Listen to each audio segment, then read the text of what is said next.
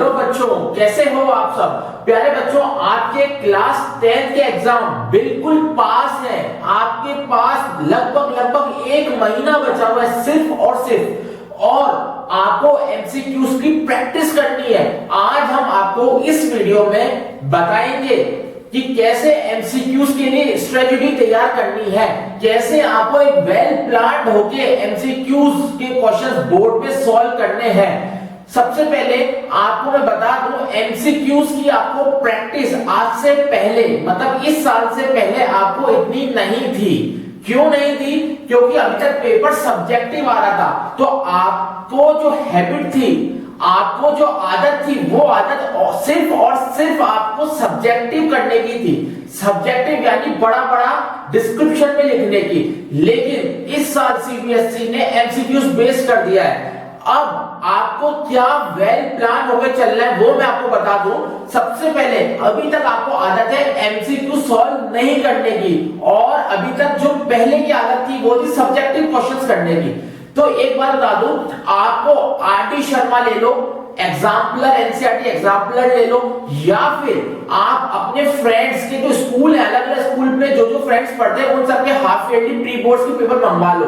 वो इस साल सबके एमसीक्यूज बेस्ड आए हैं, उसकी प्रैक्टिस करो। एमसीक्यूज में अच्छे से कमांड कर लो अपनी प्यारे बच्चों।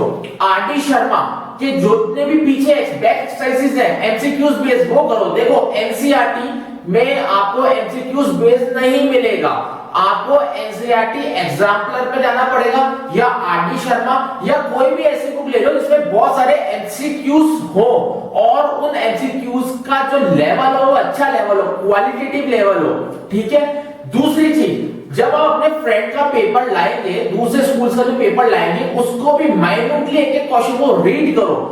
ठीक है, अच्छे से वो करो, और गूगल पे जाओ। गूगल पे इतने सारे हर चैप्टर के एमसीक्यूज बेस्ड क्वेश्चंस हैं, उन क्वेश्चन को सॉल्व करो। कहने का मतलब आपको एमसीक्यूज पे कमांड करनी पड़ेगी। दूसरी चीज, अब मैं एक बात बता दूं, हमारे चैनल पे भी हमने खूब प्रीवियस जो एक मार्क्स के क्वेश्चन आए हुए हैं उसको हमने एमसीक्यूज फॉर्म में आपको करके प्लेलिस्ट में डाला है, तो आप उससे भी आप प्रैक्टिस कर सकते हैं। मैं ये नहीं कह रहा कि आपको सिर्फ हमारे क्वेश्चन से प्रैक्टिस करनी है, आपको जो भी क्वेश्चन मिले एमसीक्यूज बेस्ड आपको तैयारी करनी है। जैसे आपने सुना होगा कि डॉन, पुलिस क्या कहती है कि डॉन आ जाओ बाहर, हमने तुम्हें चारों तरफ से घेर रखा है। तो सेम ऐसे ही वे में आपको एमसीक्यूज को चारों ओर से घेरना पड़ेगा, यानी कि आपको चारों ओर आपके एमसीक्यूज पैटर्न के लेवल के क्वेश्चन आपके दिमाग में होने चाहिए। ठीक है, एमसीक्यूज का साइकोलॉजी दिमाग में आप फीड कर लो, क्योंकि इस साल एमसीक्यूज आने वाला है। अब नेक्स्ट हम बात करते हैं कि एग्जाम्स में क्या स्ट्रेटजी रखें, एग्जाम्स में कैसे प्रिपेयर करके जाएं एमसीक्यूज बेस्ड क्वेश्चंस, या एग्जाम के टाइम हमें क्या साइकोलॉजी रखें, या एग्जाम देते टाइम हम एमसीक्यूज अगर हमें नहीं आते हो तो हम गैस जो करें वो गैस भी बिल्कुल परफेक्ट करें। तो उसका मैं आपको कुछ टिप्स एंड ट्रिक्स बता दूं। सबसे पहले ध्यान से सुनो, टिप्स एंड ट्रिक्स। सबसे पहले आपको क्या करना है, क्वेश्चन को अच्छे से रीड करना है, थॉरोली क्वेश्चन को एक एक वर्ड को अच्छे से रीड करना है क्वेश्चन के। दूसरी चीज, जब आप क्वेश्चन रीड करो तो जल्दबाजी बिल्कुल नहीं करनी। कभी कभी हम ओवर कॉन्फिडेंट हो जाते हैं कि क्वेश्चन पढ़ते लगता है आंसर तो यही होगा, जल्दबाजी में हम जो दिमाग में हमारे आंसर घूम रहा होता है वो हम टिक कर देते हैं जल्दबाजी में। तो आपको जल्दबाजी बिल्कुल भी नहीं करनी है, एक एक क्वेश्चन को माइन्यूटली पढ़ना है। उसको पढ़ने के बाद अब क्या करना है वो सुनो। पढ़ लिया, उसको मन में उसका आंसर सोचो, उसका आंसर सबसे पहले मन में सोचो, फिर ऑप्शंस पे जाओ, जो 4 ऑप्शन है उन पे जाओ। अब उससे क्या होगा, एक तो आपका टाइम बचेगा, एक तो आपने माइंड में सोच लिया, और दूसरा आपको कॉन्फिडेंस हो गया कि नहीं जो मैंने माइंड में सोचा वो ऑप्शन में है तो वो सही होगा। ठीक है, इससे दो चीजें होगी, एक तो टाइम सेव होगा, दूसरा आप कॉन्फिडेंट हो जाओगे, नहीं जो मैंने मन में सोचा है, दिमाग में जो मैंने माइंड में सोचा है वही ऑप्शन में दे रखा है, उसमें से एक आंसर ऑप्शन में है। तो सबसे पहले आपको ये स्टेप करना है, क्वेश्चन रीड कर लिया, क्वेश्चन को रीड करने के बाद, फिर से मैं रिपीट कर रहा हूं, क्वेश्चन को रीड करने के बाद 1-2 सेकेंड दिमाग में उसका आंसर सोचो। आंसर सोचने के बाद ऑप्शन से मिलाओ, कहीं ऑप्शन में है बिल्कुल मिलेगा आपको, इसका मतलब वो सही है। क्लियर? 99% जो आप सोच रहे हो और ऑप्शन मिला वो सही होता है, ठीक है, पहले आपको सोचना पड़ेगा। दूसरा, आपको कभी भी एमसीक्यूज सीक्वेंस में नहीं करने हैं। अरे सर, सीक्वेंस का मतलब क्या है? सीक्वेंस में कभी नहीं करने। इसका मतलब ये है, अगर बहुत ध्यान समझो, अगर ये 4 क्वेश्चन है, क्वेश्चन 1, क्वेश्चन 2, क्वेश्चन 3, क्वेश्चन 4, तो इसकी स्ट्रेटेजी मैं आपको बता दूं। सबसे पहले आपको टाइम डिवाइड करना है। अगर 90 मिनट का पेपर होगा तो अपने अकॉर्डिंग आप डिवाइड कर लीजिए। सबसे पहले स्टेजेस ले लीजिए। स्टेज फर्स्ट, ध्यान से समझो, ये बहुत काम की चीज है। स्टेज फर्स्ट में आपको 15 मिनट लगने चाहिए। कितने? 15 मिनट।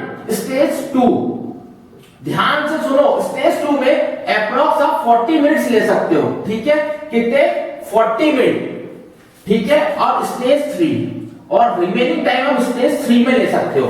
अब बात आती है, सर ये स्टेज 1, स्टेज 2, स्टेज 3 है क्या?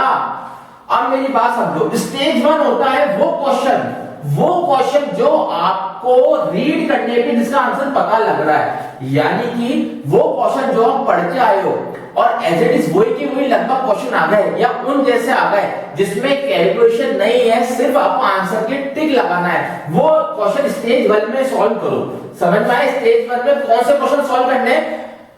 प्यारे बच्चों, जो आपको क्वेश्चंस जो आप पढ़ के आए हो अप्रोक्सीमेटली उस टाइप के क्वेश्चन थ्योरेटिकली अगर आ गए, उसमें कैलकुलेशन नहीं हो, तो वो आप स्टेज 1 में क्वेश्चन पढ़ लो। यानी कि क्वेश्चन 1 आपको आता है तो क्वेश्चन 1 कर लो। क्वेश्चन 2 आता है लेकिन उसमें कैलकुलेशन है, आपको टाइम लगेगा, तो 2 मिनट या थोड़ी देर इसको रोक दो, इसको मत करो। क्वेश्चन 3 में भी टाइम लगेगा तो इसको भी रोक दो। आता है लेकिन कैलकुलेशन है, इस वजह से हम अभी इसको नहीं करेंगे। क्वेश्चन 4 डायरेक्ट है, डायरेक्ट आंसर ABCD में टिक करना है, तो ये आ गया। सेम क्वेश्चन 5 में भी यही है कि डायरेक्ट ऑप्शन में से टिक करना, ये आ गया। तो सबसे पहले आपको सीक्वेंस में क्वेश्चन नहीं करने हैं। इसका बेनिफिट बता दूं, साइकोलॉजिकल बेनिफिट। जो क्वेश्चन आपको आते हैं पहले आप ऑब्जेक्टिव में वो टिक कर दोगे, उससे क्या होगा? आपको कॉन्फिडेंस आ जाएगा कि यार हाँ, इतने क्वेश्चन में से हम इतने कर चुके हैं और आप उसके लिए 100% कॉन्फिडेंट हो कि ये क्वेश्चन में पढ़ के आया था, उस जैसे क्वेश्चन आ गए, ये तो मेरे गलत हो ही नहीं सकते। तो आपका कॉन्फिडेंस बूस्ट अप होगा उस टाइम जब पेपर दे रहे होगे। उस टाइम आपका कॉन्फिडेंस लेवल अपने चरम स्तर पे होगा। क्यों होगा? क्योंकि जो आपको आता है पहले आपने वो सॉल्व कर लिए, वो कर लिया आपने। अब वो टाइम आपको 15 मिनट दे दो, क्योंकि जो क्वेश्चन आता है जिसमें आपको टिक लगाना है, तो मेरे हिसाब से 15 मिनट भी जाता है स्टेज 1 के लिए, लेकिन आप 15 मिनट लो, क्वेश्चन को थोरोली रीड करो, माइंड में उसका आंसर सोचो, एमसीक्यूज में ऑप्शन देखो कि आ रहा है, उस पर टिक करो। ऐसे थ्योरेटिकल आपको स्टेज 1 में करना है। अब बात आती है स्टेज 2 की। अब स्टेज 2 में क्या करें? अब स्टेज 2 में वो क्वेश्चन करने हैं जो आपको आते हैं लेकिन जिनकी कैलकुलेशन बड़ी होती है, वो स्टेज 2 में सॉल्व करने हैं। यानी कि कोई न्यूमेरिकल आ गया फिजिक्स का, वो क्वेश्चन 2 में आया, तो अब स्टेज 2 में आपको वो क्वेश्चन करने हैं जिसमें कैलकुलेशन होती है।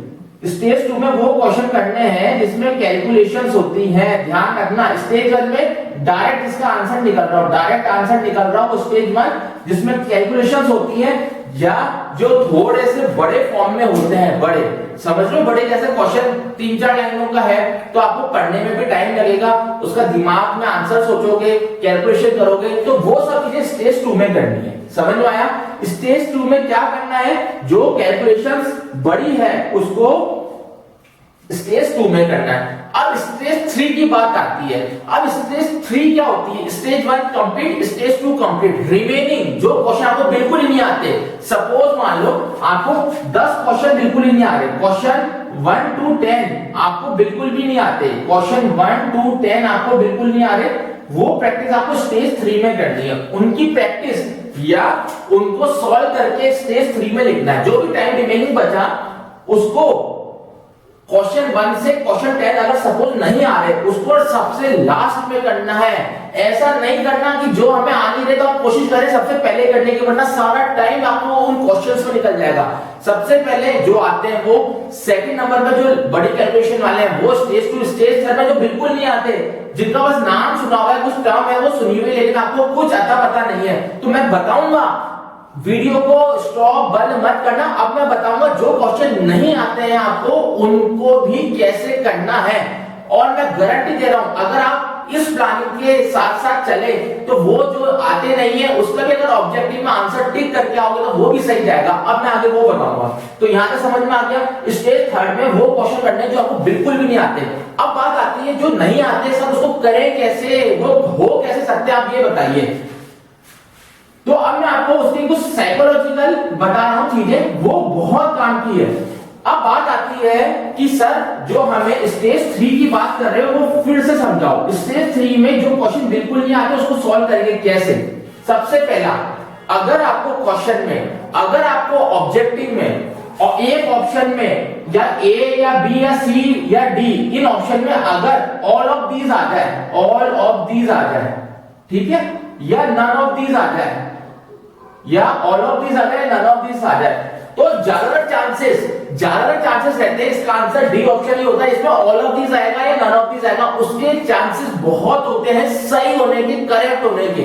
तो ज्यादातर अगर आपको ऑल ऑफ दीज या नन ऑफ दीज मिल जाए उन क्वेश्चन में आपको ये टिप्स और ट्रिक्स तब काम में लेनी है जब, सिर्फ जब काम में लेनी है जब आपको कुछ भी पता नहीं हो ये क्वेश्चन आ कहां से गया सर, कोर्स में भी है या नहीं है, हम तो पढ़ के ही नहीं आए।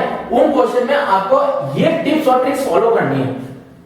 सबसे पहले ऑल ऑफ दीज या नन लिखा हुआ है तो ज्यादातर माना जाता है, परसेंटेज ज्यादातर वो सही मानी जाती है, यानी कि जो आंसर ऑल ऑफ दीज या नन ऑफ दीज में होता है तो ज्यादातर नन ऑफ दीज या ऑल ऑफ दीज उसका करेक्ट आंसर होता है। परसेंटेज अगर देखा जाए तो मैक्सिमम आंसर में ऑल ऑफ दीज या नन ऑफ दीज होता है तो वो ज्यादा सही माना जाता है या वो आंसर सही होता है। तो सबसे पहला ट्रिक क्या है, टिप्स और ट्रिक की ऑल ऑफ दीज हो या नन ऑफ दीज हो आपको ये देख के टिक करना है। क्लियर। अब बात आती है सेकंड हम क्या करें सर, सेकंड हम अब कौन सी ट्रिक काम में लें।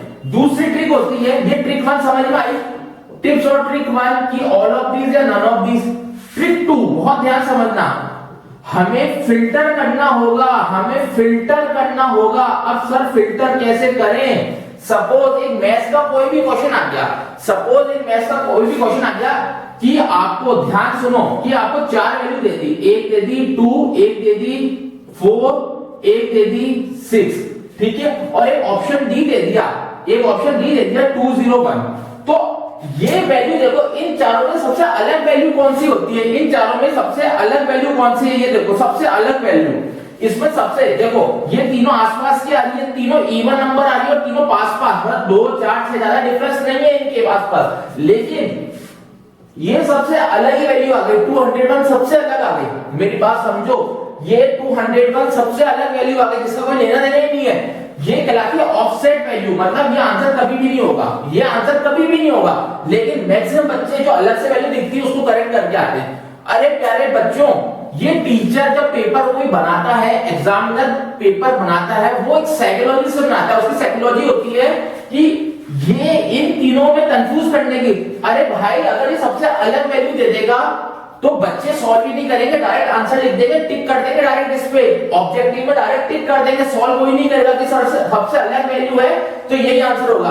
तो भाई आप खुद सोचो कोई इतना इजी क्वेश्चन पे एग्जामिनर देगा जिसमें हमेशा जो कंपटीशन इन तीनों के बीच में ये सबसे अलग वैल्यू, ये आंसर हो ही नहीं सकता। एग्जामिनर का साइकोलॉजी इस तरीके के क्वेश्चंस में रहती है कि एक जैसे ऑप्शन दे दे, एक जैसे दे दे, ये बिल्कुल अलग है तो ये आंसर बिल्कुल भी नहीं होगा, यानी कि ऑफसेट वैल्यू कहते हैं इसको, बिल्कुल रैंडम वैल्यू, बिल्कुल अलग सी वैल्यू, ऑफसेट वैल्यू, तो ऐसा आंसर कभी भी नहीं होगा। समझ में आया। यानी कि हम गलती क्या करते हैं, इन तीनों को कंपेयर ही नहीं करते, हम देखते हैं चौथा वाला बिल्कुल अलग दिख रहा है, डी ऑप्शन तो बिल्कुल सही होगा लेकिन डी बिल्कुल गलत होगा।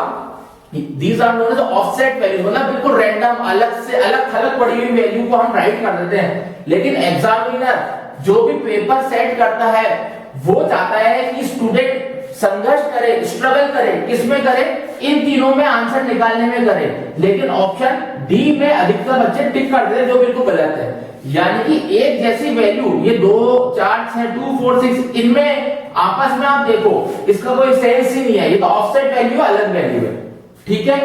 अब नेक्स्ट ट्रिक आती है सबसे काम की ट्रिक, नेक्स्ट ट्रिक आती है सबसे काम की ट्रिक। अब वो समझो ट्रिक नंबर 3 जो बहुत कारगर सिद्ध होती है, बस इसमें थोड़ा सा आपको कॉमन सेंस, थोड़ा सा आईक्यू लेना होता है। ये ट्रिक के मैं 2 क्वेश्चन से आपको समझाऊंगा ये ट्रिक कैसे काम में लेनी है। ट्रिक 3, ये इन दो क्वेश्चन से आपको पता पड़ेगा ट्रिक 3 कैसे काम में लेनी है। सपोज ये क्वेश्चन आ गया, law of reflection hold good for, ठीक है।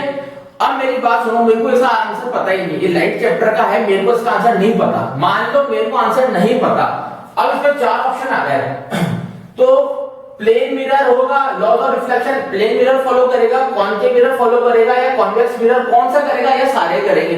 तो अभी याद रखो, मैंने पहले वही प्रीवियस ट्रिक्स में बताया है कि जहां ऑल आ जाए या ऑल ऑफ दीज आ जाए वो आंसर सही माना जाता है, तो इसका आंसर ऑप्शन डी होगा, ठीक है।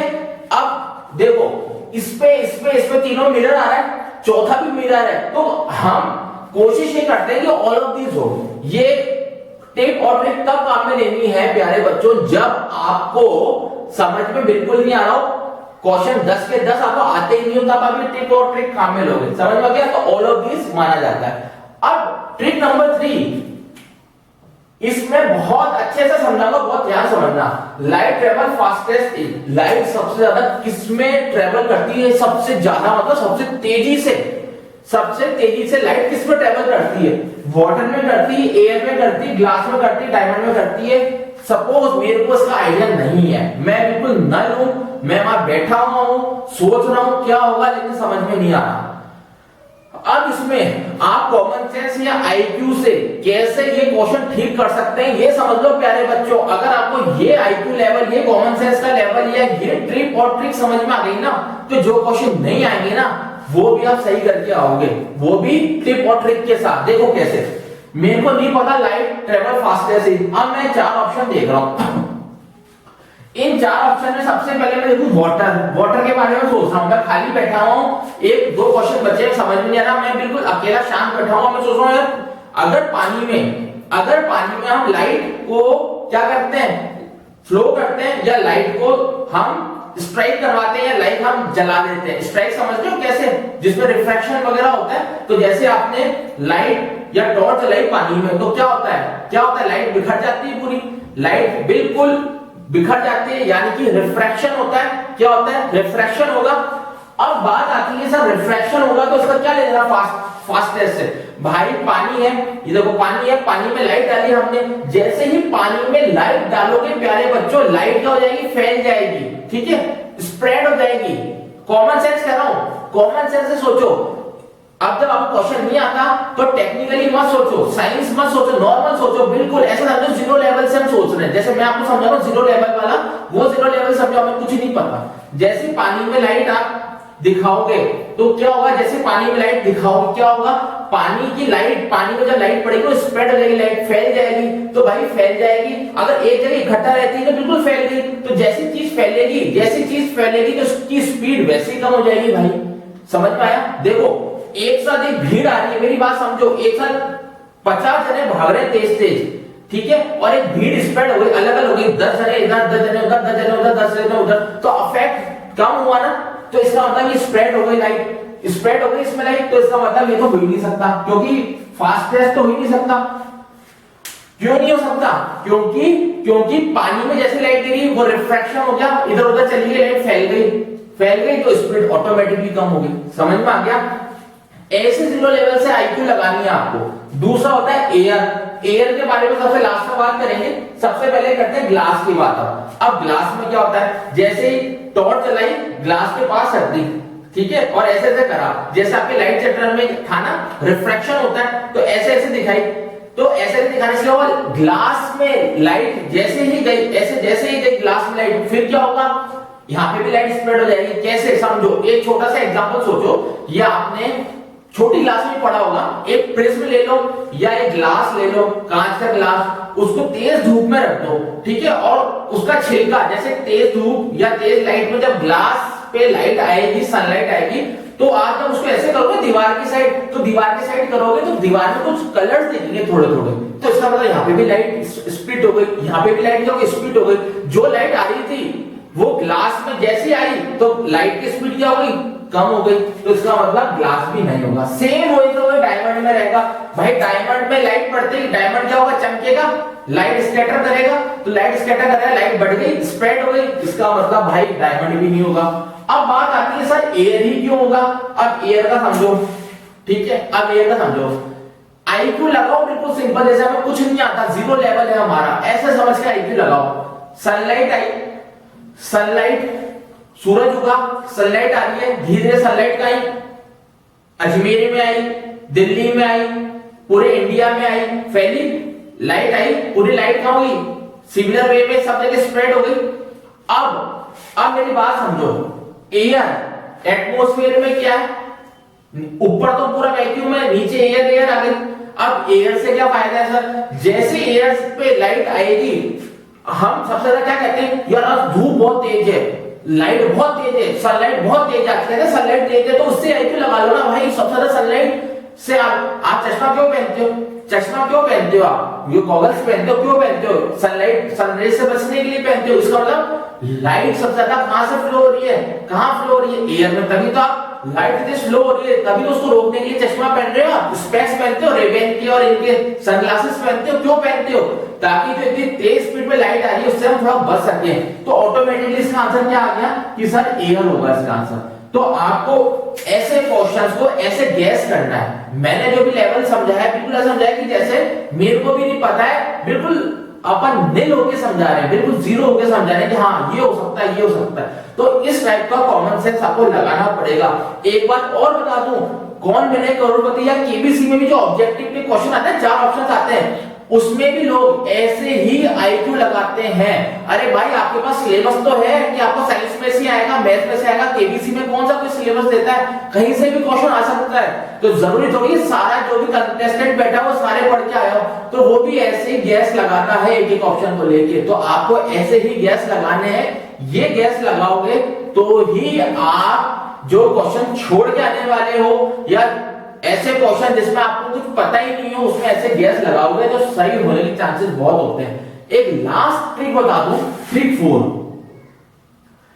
ट्रिक 4 क्या है, बहुत इंपॉर्टेंट ट्रिक है प्यारे बच्चों। ट्रिक 4 है, कुछ भी नहीं आ रहा आपको, सपोज मान लो ये भी आईक्यू भी लगा लिया, सब कुछ लगा लिया, तो भी आपको आंसर नहीं मिलेगा, सपोज नहीं मिल रहा, तो आपको क्या करना है, 4 ऑप्शंस में अगर जो सबसे बड़ा हो, मतलब जिसका एक्सप्लेनेशन सबसे बड़ा हो, जिसका एक्सप्लेनेशन सबसे बड़ा हो, वो आंसर सही माना जाएगा, या वो आंसर पर टिक करके आ जाएगा। 95% ये प्रोबेबिलिटी रहती है कि जिसका एक्सप्लेनेशन सबसे ज्यादा होता है वही आंसर सबसे सही माना जाता है। यानी कि आप खुद एक आईक्यू लगाओ ना, एक कॉमन सेंस की बात अपन बात करते हैं, जो एग्जामिनर है वो क्यों मेहनत करेगा गलत आंसर में भी इतना बड़ा एक्सप्लेनेशन देने की, समझो गलत आंसर में वो क्यों मेहनत करेगा, सपोज डी आंसर गलत है उसमें क्यों एक्सप्लेनेशन देने की इतनी मेहनत करेगा, बड़ा बड़ा क्यों लिखेगा एक्सप्लेनेशन, जो आंसर सही होगा उसमें अच्छा एक्सप्लेनेशन होगा, बड़ा एक्सप्लेनेशन होगा, तो वही आपका आंसर सही माना जाएगा। तो ये कुछ बेहतरीन टिप्स और ट्रिक्स थे कैसे आप अपने अपकमिंग बोर्ड्स एग्जाम में एमसीक्यूज के क्वेश्चन सॉल्व कर सकते हैं, किस हिसाब से अपनी स्टेजेस डिवाइड कर सकते हैं, वो सारा मैंने बताया। अब मेरे को ये पूरी उम्मीद है आप ये अच्छे से फॉलो करेंगे और अच्छे से पढ़ाई करेंगे। अगर आपको एमसीक्यूज की बहुत प्रैक्टिस करनी है तो हमारी प्लेलिस्ट में जाइए, हर एक चैप्टर जो टर्म 1 में आ रहा है सबकी प्लेलिस्ट बना रखी है, उसमें से आप प्रीवियस बोर्ड्स क्वेश्चंस को जो 1-1 मार्क्स के आते थे उसको हमने कन्वर्ट कर दिया है एमसीक्यूज में, तो आप प्रीवियस बोर्ड्स क्वेश्चन को देख सकते हैं अलोंग विद सॉल्यूशन, अच्छे से पढ़ सकते हैं। मैथ्स की ट्रिक्स पढ़नी हो मैथ्स की ट्रिक्स पढ़ सकते हो। कुल मिला के ओवरऑल बात यह है कि आपको अच्छा स्कोर करना, आप कहीं से भी पढ़ो अच्छा स्कोर करो ताकि हमें भी खुशी हो और पेरेंट्स को भी खुशी हो। देखो प्यारे बच्चों, अगर आप अभी 10th में पढ़ लिए ना, 10th की जो मार्कशीट है ना, मार्कशीट वो फ्रेम करवा के रख लेना भाई, क्योंकि ये लाइफ टाइम काम में आएगी आपको। जब जब आप कहीं जॉब के लिए अप्लाई करोगे, कहीं भी आगे फर्दर स्टडीज के लिए अप्लाई करोगे, क्लास 10 की मार्कशीट इज अ बेस, वो बेस है, तो आपको मेहनत करनी है। Clear? Okay, thank you so much.